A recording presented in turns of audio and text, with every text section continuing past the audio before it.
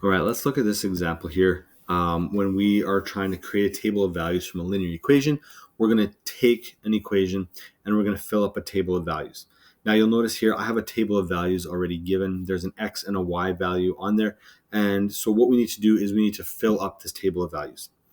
Now, depending on kind of what the expectations are for you in class, or depending on which class you're, who like a teacher is, or what the expectations are, will kind of depend on what X values you need to choose.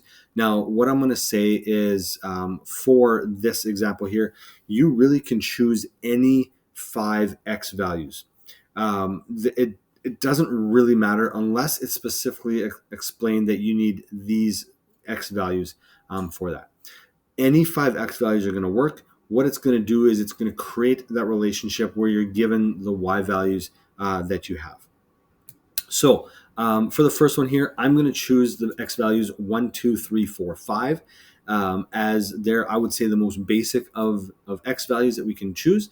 When we come up with our Y values, we're going to see the pattern and the relationship forming exactly the way that it would with any 5X values.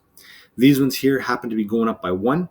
So it means that our Y value will be going up by exactly the spacing of that pattern based on the equation that we have.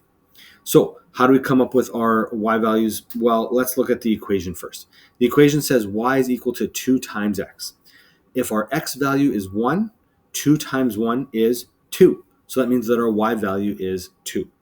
If our X value is 2, 2 times 2 is 4. So therefore, our Y value has to be 4. And then we can keep on doing that with the rest of them. 3 times 2 is 6. 4 times 2 is 8. 5 times 2 is 10. And we come up with all of our values in that order. Now you'll notice that 2 is being multiplied to the X. That means that our pattern for every 1 that X is going up, Y has to go up by 2. So it's going to go up by a little more. So X goes up by 1, Y is going up by 2. We can see it in our table of values. Now I'm going to look at a second set of X values that you can use.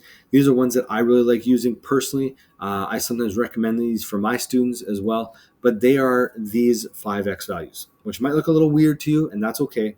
It is -4, -2, 0, 2, and 4. These are one of my favorites. I also like using -2, -1, 0, 1, and 2, where they go up by 1s. Here it goes up by 2s.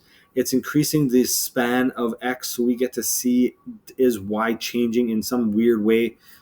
Linear functions, not gonna. It's always going to change in a good pattern. But it can help us with other functions as we get into different values as well. So same type of thing though. 2 times -4, -8. 2 times -2, -4. 2 times 0, 0. 2 times 2, 4. 2 times 4, 8. Boom, we have our values of Y. Now you'll notice that the Y values are going up by 4 this time, but that's because X is going up by 2, which means that we're kind of skipping one. So instead of going up by 2 each time, it goes up by 4 because we're going up by double on the X as well.